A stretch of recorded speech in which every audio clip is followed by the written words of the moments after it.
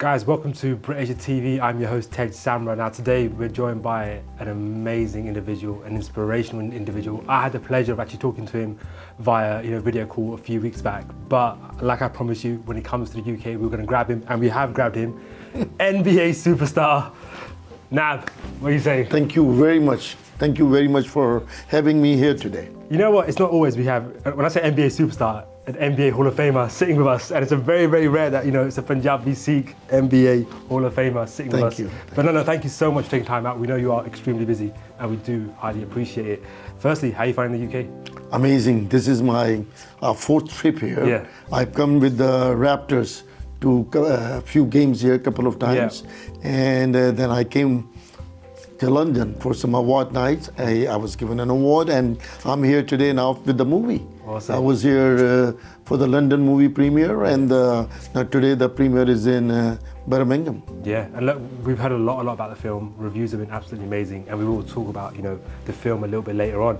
But let's kind of take the story kind of right to the start. Okay. People that know you and follow you know who the super fan is.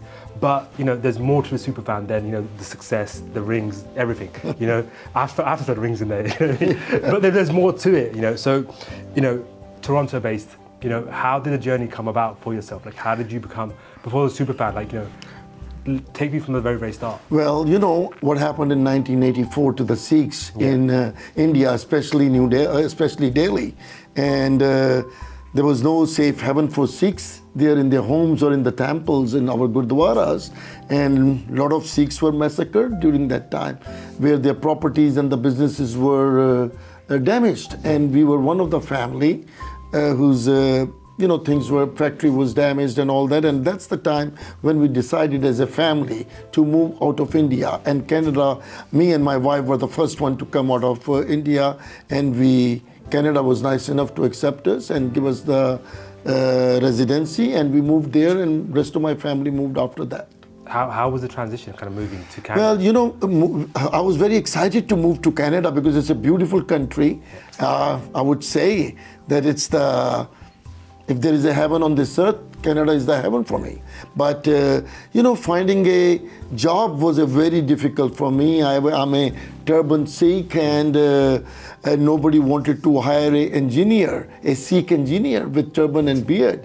And everybody who came around that time with me, my friends and all those, everybody told me to shave off, if you want to find a job. But I decided at that time to do janitorial, cleaning the toilets, cutting the grass, miscellaneous job. I rented a basement for $350 with me and my wife, and basically I had to make my ends meet. And moving forward, I finally ended up finding a job as a car salesman. Yeah, and you're a very kind of proud Sikh. I followed your journey. You always talk about how important religion is to you, etc. Yeah. We're in 2022, and people are still facing those kind of discriminations, whether it be in Canada, whether it be in Europe, etc. I don't call it discriminations. I call them speed bumps. Okay, speed bumps. Yeah. What would you kind of say to people who are facing those kind of adversities? Because you have come out stronger. Yes, I have come stronger. Plus, everybody around me in that area, in Toronto and everywhere I have gone, even in the other cities like which are predominantly Caucasian areas, I've gone there, and we have changed their perception toward us by presenting myself in a different way. Yeah. And I think we have been very successful. I'll tell you an example. When I first started going to the Raptors game in '95, in the whole arena with 40,000 people, there was only 20 to 30 South Asians, and I was the only one with a turban. So everybody was, looking and staring at you. But you know what? Soon, what I did was, I integrated myself in the mainstream so that they understand who the Sikhs are. And that's very important. You asked me a question what the people should do these days who are having speed bumps like those. Integrate. Go out of your comfort zone. Go out of your comfort zone, out of your tribe, I will say. Go into outside and share your culture, your traditions with somebody else, and share their traditions with you. Yeah. And that will tell, because deep inside, 99.9%, we are all same. We're all same. So that is very important. Go, I will just say, go out of your comfort zone and integrate with the other people. Now, what was it that kind of made you decide to go watch basketball? Like you mentioned, 95, you decided, Well, when you first come to a country, and like I said, we Sikhs are very proud. We don't ask like this. We work, whatever we have to do, and we, the Sikhs, believe in the dignity of labor. Whatever you do, as long as you're working hard and earning the money, krit kamai. We do the krit. So I believe that it still was good at that time. It still is good now. It's easier today because my example is given to so many young people now. I mean, I meet young people with turbans and judas, and they say, "Uncle, I'm so proud now. I'm going to wear a turban. I'm going to do this because you have given me that security." And they're doing it. I mean, they are doing it. I believe in our part of the world there, we have been able to, people don't see me now, oh, Nav with a turban and beard. They just see Nav Bhatia, the NBA Super Fan. And they want to talk to me. And it might be black people, white people, Polish people, Japanese people, to everybody, I'm just Nav the Super Fan. And they treat me so good, So when you went to your first basketball games, did you find any kind of, like you call them speed bumps there? Like you mentioned, like people looked at you, etc. Of course, like how because people thought that I'm getting a free ticket from the banks or somewhere I work for. They didn't know that I was spending the money myself. And I let them feel that way. Yeah. But now everybody knows that I'm an addict of basketball and I spend more money on the basketball than I make. So that's why I'm in the debt. That's why I have few mortgages on my house, So this is but you know what? I'm loving the journey. And moreover now, 25 years later, 26 years later, basketball is not just a source for entertainment for me. It is giving me so many things to help the communities, And I say that I'm trying to unite the world through this beautiful game of basketball. Exactly. And a sport does bring unity, whether it being basketball, football in the UK, cricket, and so on and so forth. But we spoke briefly, on our previous conversation about the relationship you had with your wife. Now you guys came from India to Canada, built a life, etc. How was it, together in that environment? Like you went towards sports. Was your wife? How did your wife find it as well? Did she go towards? Oh, you know what? This is a very delicate topic you're talking about. Yeah. My marriage has been on a very thin strings. I would say that because I've never missed a game in 26 years. So with that said, I have missed a lot of my wife's birthdays because if there is a game for 26 years, I've never missed a game. So, all my schedules, all my events, all my family things are done through the schedule. So in that process, I have missed my wife's birthdays. I have missed my wife's wedding anniversaries. So I have missed a lot of stuff with the family. But now she understands that, look, this is doing good for us. We are able to, serve the humanity. Yeah. Because we have a foundation, Nav Bhatia Super Fan Foundation, which builds washrooms for the girls in a very poor neighborhood, in India. And we build basketball courts everywhere else in the tough neighborhoods so that the kids can play and be away from the gangs and drugs and all that. But said that, we were Faridkot. There were the girls dropping out of the school in Faridkot, Punjab. There were no washrooms in the schools. And the girls at the age of 11, when their period started, they drop out of the school and they got married at the age of 12 and they had kids at the age of 13. What a crime, what a sin.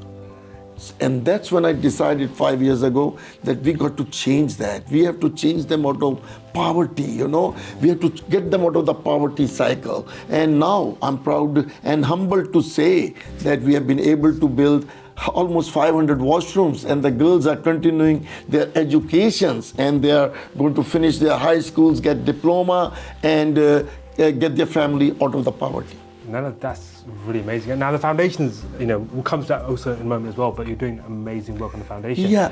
But if we kind of come back to the timeline of, events. So you mentioned obviously, you went to, the Raptors game, etc. And you obviously faced a few speed bumps down the line, etc. When did you actually fall in love with the game? In 95, till 95, from 84 to 95, I used to do three things: work, more work, and more work.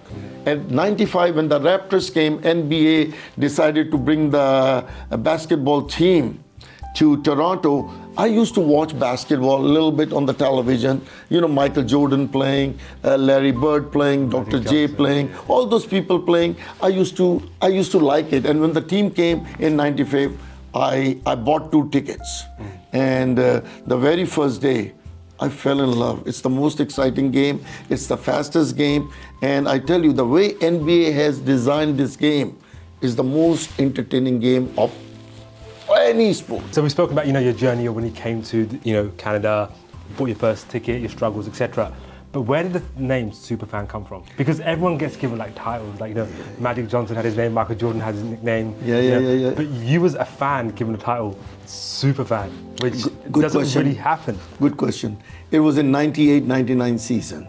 I was young at the time. I used to make a lot of noise. I still do make a lot of noise in the games, pick on the players of the opposing team. But that was the time when I was noticed by our president and general manager, Isaiah Thomas. He was running Raptors. And one day he just, out of the blue, I was at the game. He said, I want you to stay during the halftime, don't go anywhere. And I usually don't go anywhere anyway. I stay on my seat. So anyway, he called me in front of all these people, thousands, 20, 30,000 people, and presented me with a jersey saying, Raptors Super Fan 1. And he gave me that designation, the title, and the jersey. And I became the first ever super fan in the league of the Raptors, And you know what? It really touched me at the time because it could have been a white guy, it could have been a black guy. Those are the two, basically the people who are in lot of numbers go to watch the game. And there was only 30 South Asians and I was only the 6th.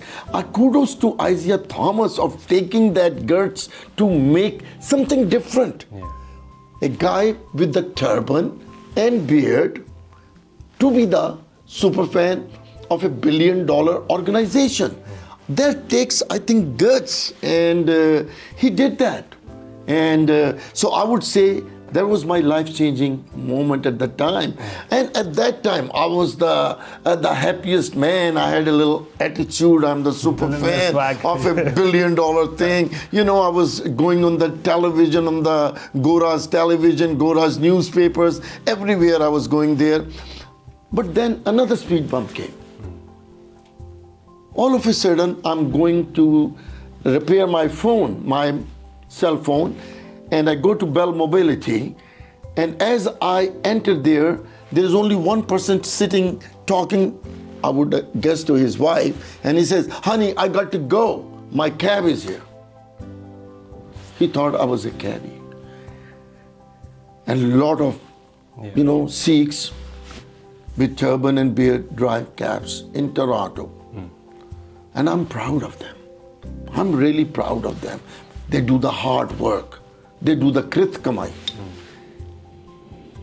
And that touched me that day. And I said, it's not his fault. It's the fault of our people who are running the gurdwaras, the chathedars and all that. They haven't done. We have been in Canada for such a long time, but they haven't done enough to integrate the Sikhs into the mainstream.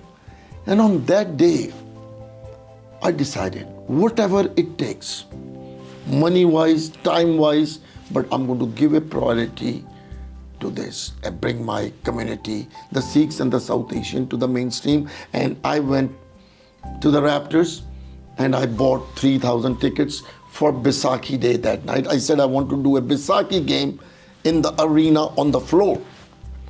Usually you get 8-9 minutes, to do your showcase, your halftime shows. And I said I want to do and I want to bring 3,000 people. And they said, you're crazy. You're not going to be able to bring 3,000 people. I said, take the money now, let it be my headache to bring the 3,000 people. And we did. We brought Sikhs, kids from the Gurdwaras, we brought kids from Mandir, we brought kids from mosques, we brought single mother kids, we brought the kids from the YMCAs and all that, and we filled up that. And I did that so that all these kids, 6 years to 14 years, they're coming, they're sitting together in the arena and watching the game. And nobody worries that the kid has a juda next to him or a kid is wearing a hijab next to him. All they are doing is one thing. Watching the game. Cheering for their team Raptors to win. Yeah. Because deep inside we're all the same. So I've been doing that for over 20 years now. And now every arena, every NBA team does something like that. But we did this over 21 years ago. And I think that's kind of a very, very valid point that you make, is communities are sometimes so closed in their own groups that they don't do enough to kind of integrate and educate. You know, how is somebody supposed to know about, you know, don't do this, don't say this, don't say that, if you don't tell them? Yeah. You know, and then I think that's a very, very portable point. You know, and just speaking of that, you know, we've done a show called This Is, and one of the segments was called This Is Eid, and we went to a mosque, and the Imam basically said, he goes, the reason I've invited you in today is because if we kept our doors closed, you'll never know our attitudes, our ethos, our work, how we are united. We do stuff in the community. As far as you're concerned, is that faith's there, that faith's there. He goes, no. We want to open our doors. Talking about Eid, you know, I try for the last few years, this year also, on the Eid, to give away. I take about 6,000 to 7,000 boxes and distribute them. So then let them know that we Sikhs, you know, our gurus have shown us we are all one inside, right? They've shown, and we are the only religion in the world where our morning prayer says, Nanak naam chaddi kala tere pane sarvat ka pala.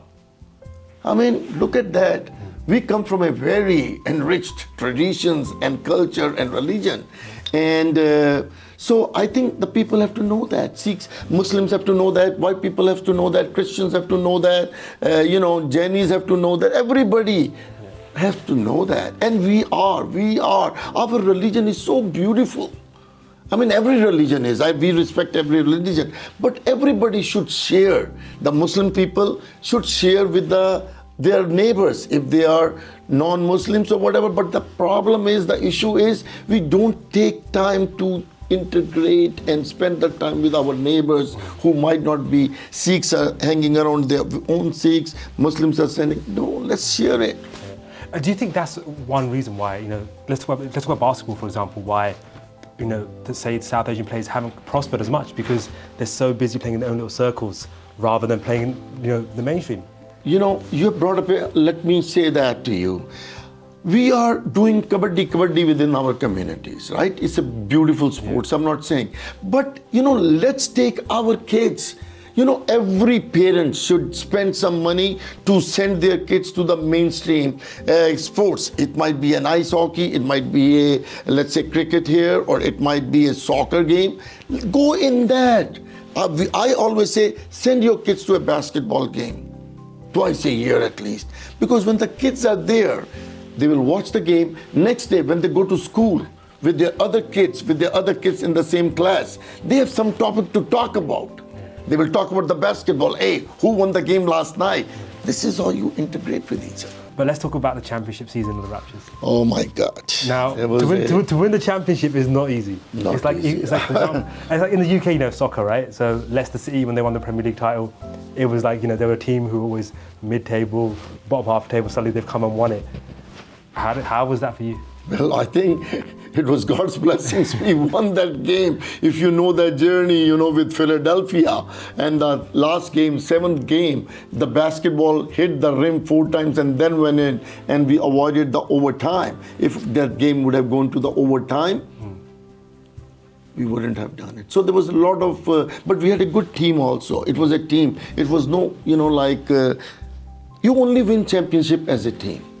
You know, Golden State Warriors won that thing as a team. Not just because they have one player, Steph Curry. No, it's a team. It's all those guys, Peyton, Poole, and all those guys, Wiggins, all those guys help them to do it. You win as a team, and I think we won as a team. And I tell you one thing, I'm so grateful to Babaji for making that happen. That was my unbelievable. I mean, as a fan, you don't imagine that you're going to be getting this or that. All you get is that if your team wins the championship, you're going to be able to celebrate on the streets, carry the flag and all that.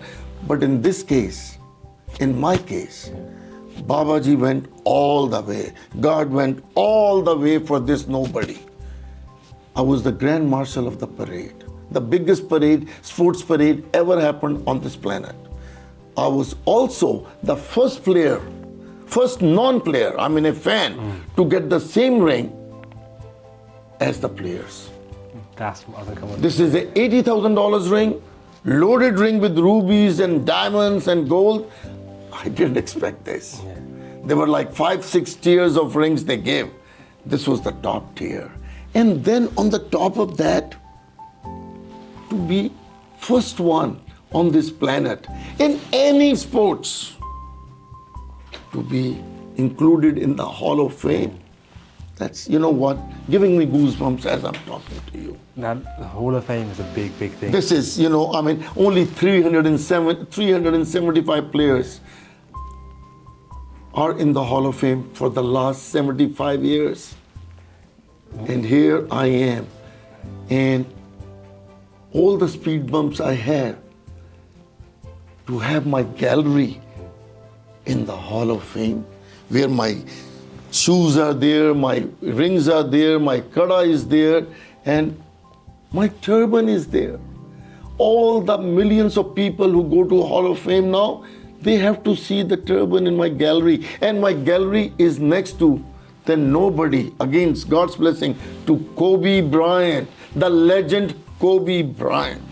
So guys, this is all the blessings, you know, I can tell you. It shouldn't be happening, but it has happened. You got the call that you're going to be inducted into the Hall of Fame. Like, what happened? Was there a phone call? Was there a letter? Like, yeah, there was a phone call, and I couldn't, you know, I mean, believe that. There was a letter also, but I tell you one thing, it was all the things happened. Even when we won the championship, the last game was in Oakland, in California, in Oracle Arena. And after we came back from there, the next day I got a call that you're going to be the Grand Marshal of the parade of all the millions and millions of fans. And a guy who doesn't know even how to hold the ball properly, and they want him to be and I told Rinku, I said, Rinku, somebody's playing a game with us, but we're going to go there anyway. They have told us to be there at 8 o'clock. We're going to be there at 8 o'clock. And we did, and it came true, you know. And it was the biggest parade. I got so much love from the fans there. Millions and millions of fans were there on a hot day. And then getting the ring, the championship ring, you know, I never thought they're going to give me an $80,000 player's ring. Never has happened. yeah. That was a very touching night also for me. I couldn't sleep that night. But then this, you know, I cannot, I think, relate that this has happened to me, but it has happened. And I think it's still taking time for me, even as of today, to sink in that yes, you are in the Hall of Fame, you got the championship ring, and your gallery is next to Kobe Bryant's gallery. So look at that. I mean, I promised my mother when I was 16. My mother was a very, you know, tough, disciplinary type of a mother. When I was 16, she asked me 3 things. She said, Put, hun tu badda ho gaya hai, tu university jayega, na tu baal katne hai, na tu smoke karne hai, na smoke karna hai, na drink karna hai, na wall katne hai. three things she asked me. No drinking, no smoking, and no cutting of hair. And I said, yes, Mom. 54 years later, I am keeping that. As if my mom is still there standing next to me, I always feel that. She was a very tough one. She was very disciplinary. So, when I saw that turban in the Hall of Fame, the first thing, I thanked the Almighty and then to my mother. Look at that, NBA, Hall of Fame, and a Sikh turban is there. What else anybody can ask? This is, and I said, Mom, this is for you. And this is because of you. So, I tell you, my life has been a lot of speed bumps, but very satisfying in the end. And all this now is giving me chances to bring this world of unity among everybody else. Doesn't matter what religion, what color, what gender you are. Let's be together. And I'm just trying to do my part. A little bit, yeah. No, that's beautiful. Now, you mentioned about, your mother, the relationship you had with her. How is it as a father? Your daughter's very prominent on social media, on YouTube. And I know we spoke off air, and I was like, one thing I always remember is, the video prank she made where she hid your tickets. Yeah, she messaged with me. And I saw your reaction to it. There you see the passion of like, Yeah, she's my sweetheart. She's my everything I got. And, she's the only one who can get away with these things. My wife can't. Nobody else can, but she gets away with this. I love her. Yeah. And like I said, together we are going to work to change this, to keep on helping the humanity. Like I mentioned, we are building washrooms in the very poorest of poorest area so that the girls can continue their education. She's the one who motivates me on that.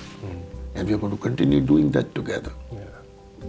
And now, the foundation itself. Let's talk about the foundation. Like, when did the foundation start, and what was the first kind of drive? You mentioned obviously toilets was going on, but what's the plan? What's happening? And where are you guys working? Well, in 2016, I was getting, how should I say, I was getting some fame. So a lot of people were approaching my manager, Rinku Guy, who is the master behind it, who's the, person behind all this. I'm doing this interview with you today. People say there is always a woman behind a successful man. In my case, they are my wife, who supports me, my daughter, and Rinku. So we are three people, and Rinku is the one at that time when we were approached by everybody, United Way, UNICEF. There were 6 or 7 of those organizations who came and wanted my support in order to do the fundraising. And one of the organizations was World Vision. It's a Christian organization. And I asked Rinku to do the vetting, make sure, check it out, what they're doing, and it's most of the money is going into the cause and all that. And at that time, after doing all the due diligence, we decided to join World Vision in that, and we committed them $50,000. They were having tough time in collecting $50,000 for 2 years. In 2 years, they had only collected a couple of $1,000s. And we joined them, and we collected the $50,000 on the very first event. And then I got so excited and emotional, I changed that. I asked them how much you need to do the toilets in Faridkot. They were doing Faridkot. They wanted to do few schools, But I said, no, let's do the whole schools in Faridkot. And they gave us the amount, and we did that. And we, like I said, now we have been able to, through our foundation, Nav Bhatia Super Fan Foundation, we have been able to do like 500 washrooms, and we have built basketball courts, And we are going to continue doing that. Those are the only two things we do: basketball coach in the underprivileged areas, tough areas, and the washrooms with World Vision in the poor neighborhood where the girls are not going. And I tell you one thing, I went there, I saw it with my own eyes. These girls, they go behind the bushes to relieve themselves. And at the age of 11, they drop out. Yeah. So now I'm so happy that they're continuing their educations. And education is very important for everybody. But for the girls, I always say, you educate a boy, you educate one person. You educate a girl, you educate the village. So me and my daughter Tia believe in that. Yeah.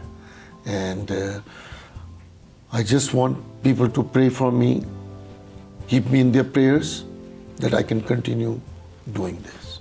No, that's absolutely beautiful. Yeah. And one thing I'd say, you don't really kind of talk about everything you do in public.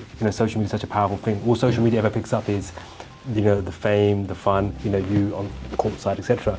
But talking about, your foundation work, etc. That doesn't always take precedence. And I believe, something like that should take precedence.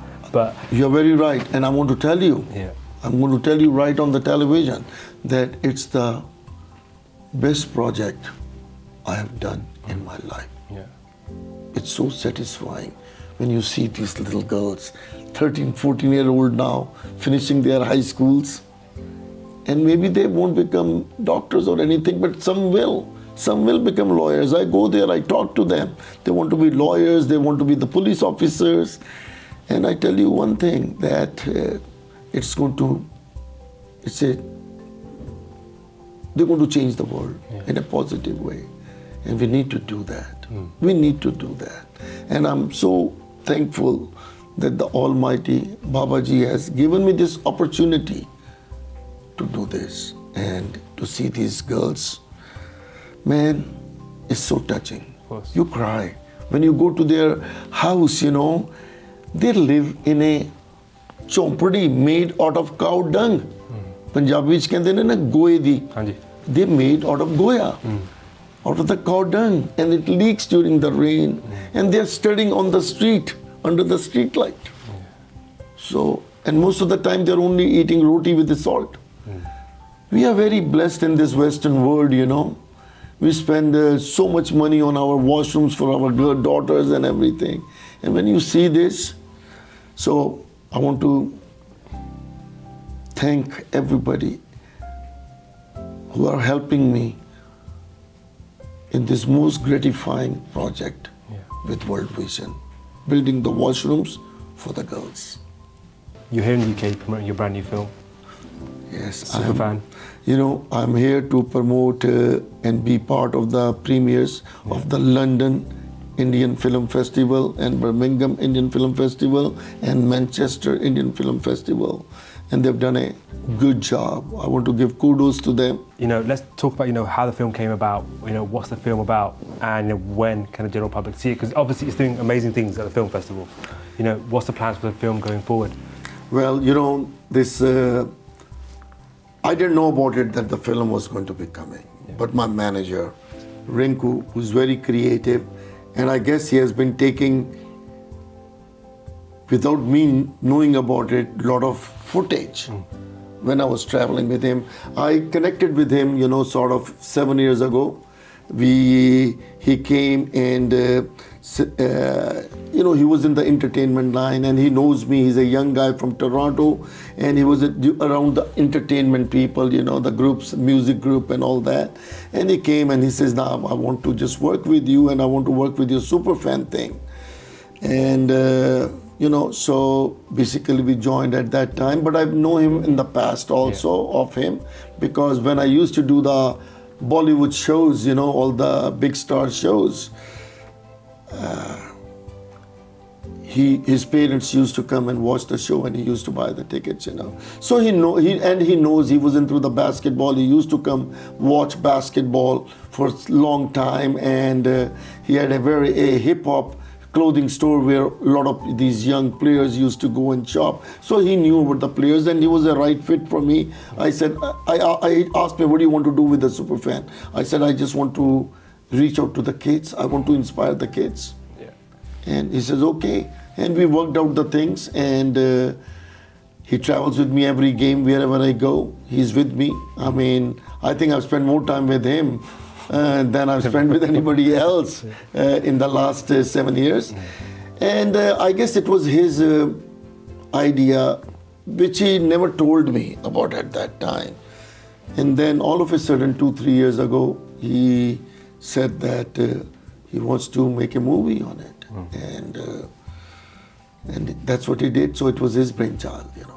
He did it, and he did all the editing and the music. He worked out everything. Basically, it was his control. It was his baby to do it. And only thing I told him was that, hey, make sure it's first class.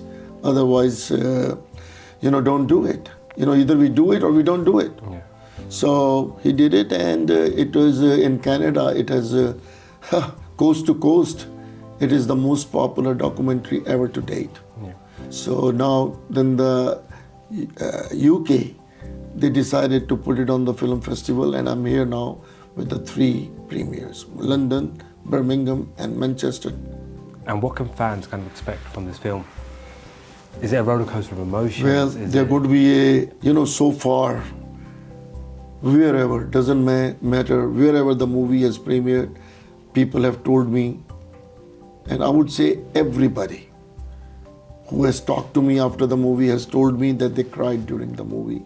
And second thing is, I have not seen in any of the 7 or 8 the premieres we have done, I've never seen anybody going for to the washrooms or bathrooms during the movie and the Q&A.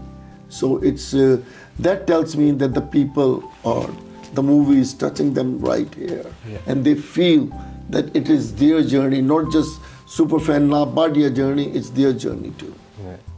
And what's plans for this movie moving forward? Like, we spoke offline, will this movie be available to, the wider audiences? Well, yes, it will be. I think by the movie might be playing in an India Film Festival also. Amazing. And I believe that once it's all done, the festivals, then the movie will be available on certain kind of a platform, either Netflix, Amazon, or somewhere else. Maybe Sony might be interested in India. There might be another companies who are interested, but I don't get involved with that. That's Rinku's company, Yellow Mango Movies, which does that. Beautiful. Now, there's one thing which just totally slipped my mind, and I feel like I need to ask this question.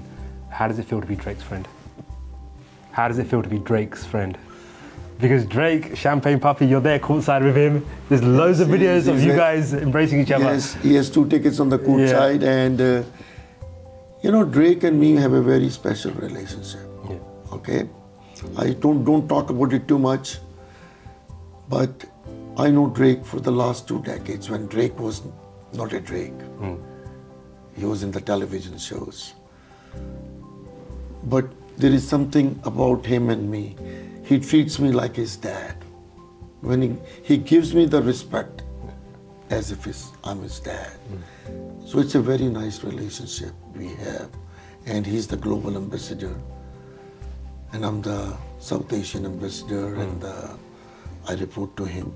So it's a good relationship. And kudos to him for what he has done for the Raptors and for Canada worldwide. Yeah. No, 100%. He definitely put Toronto on the map, as have yourself, as have the NBA team as well. But there's one thing that I was made aware is that you're never actually late for a Raptors game. I'm never late for a game. Yeah. But I was almost late one time.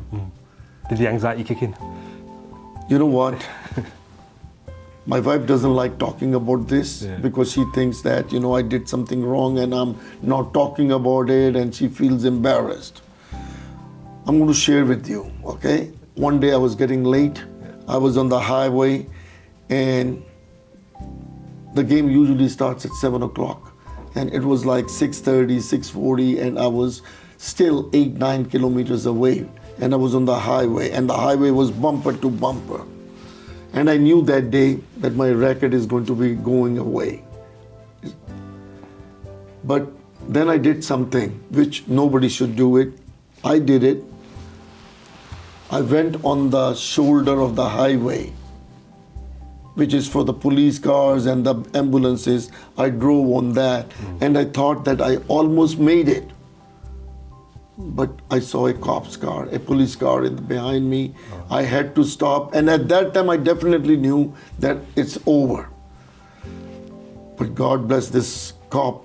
A white cop comes out, asks me for my driver license, sees the driver license. I knew I was guilty. Yeah. I was doing something which I shouldn't be doing. He saw it, he says, "Oh, you Nav Bhatia, the super fan?" I said, "Yes, sir." He said, "I'm going to let you go today, but don't do this again." He escorted me to the arena, and I made it on time. My record is still intact. No, that's awesome. Now, let's talk a little bit about Punjabi music, right? So we're Brit Asia TV, a Punjabi music channel as well. You know, music, NBA, is that something you thought to kind of fuse together and bring together? Or is that something in the works? I think I'm too old for that, don't you think so? I mean, people ask me about Drake, also the music, you know. Yeah. I think let me just stick to my NBA passion. Otherwise, I have any other passion, I think I'll get a divorce definitely, because I don't have any extra. People ask me, you go to the baseball game, why don't you go to this, why don't you? Guys, I need to spend some time at home also to keep my marriage going. No, commendable, that's commendable. But, you know, in terms of, you know, links to Punjabi music, you know, who's your kind, do you follow Punjabi music? Yeah, I do, you know, I mean, I do. I was just at Jaldees Joshan's in Scotiabank Arena in Toronto. I'm a fan of Gurdas Manji's music also. And, you know, there are other people, Hansraj Hans, I like him also, you know, there are other people also, artists I like, you know, and I like some lyrics of Musawala also. Of course, yeah. It was amazing, you know. Such a sad thing to happen to someone. And what else? So yes, I do listen songs here, and there is an artist in London, Ism. Oh wow. You know the artist I love some of his songs. Beautiful. No, that's awesome. About Punjabi cinema, like Punjabi cinema is growing at like a massive rate. Yes. You know, at one point, you know, Punjabi cinema was making like 1 film a year, 2 films a year. Yeah, now it's literally competing on level of Bollywood. It is, and it's and I think the production level has become very good. You know. Yeah. And do you follow Punjabi cinema? Like, who's your favorite Punjabi actor or Punjabi actress? Or have I just put you on the spot? Well, you know, I mean, Bajwa. Yeah. She's a good actor. Your acting skills is who else in the? You know, I don't spend too much time on Indian cinema and that because basketball has taken so much time. Of course, from me now. yeah. I'm so much with the charities and all that. There was a time when I was, you know, but now for the last 7-8 years, I'm so involved in traveling, making the appearances with the NBA. So I don't get that much time to watch. No, definitely. Now, future plans. You know, what's next for Nav Super Fan? Well, you know, we have a Hollywood version coming in my biopic where Kalpan is going to be playing Super Fan. Is this that Harold and Kumar's Kalpan? Yeah. He's going to be, he's an amazing actor, as you know that. And he's very much into basketball. Yeah. So, my book is coming out next year. Yeah. We just sold the rights for the books for Canada to Penguin Books. Amazing. So a lot of things are happening that way. Plus we continue making the washrooms for the girls in India. And we continue making basketballs and just inspiring the young kids and uniting the world through the game of basketball. Beautiful. Now, Nav, it's been an absolute pleasure, you know, having you today. Thank you very much for having me here. Thank you. And look, we'll definitely keep an eye on you. We'll see what you're saying. And look, the awards are happening later on this year. We'd love for you to be there with your family. And for guys, my name's Tej. Nav Bhatia Super Fan. You've been watching Brit Asia TV. Thank you. Thank you so much.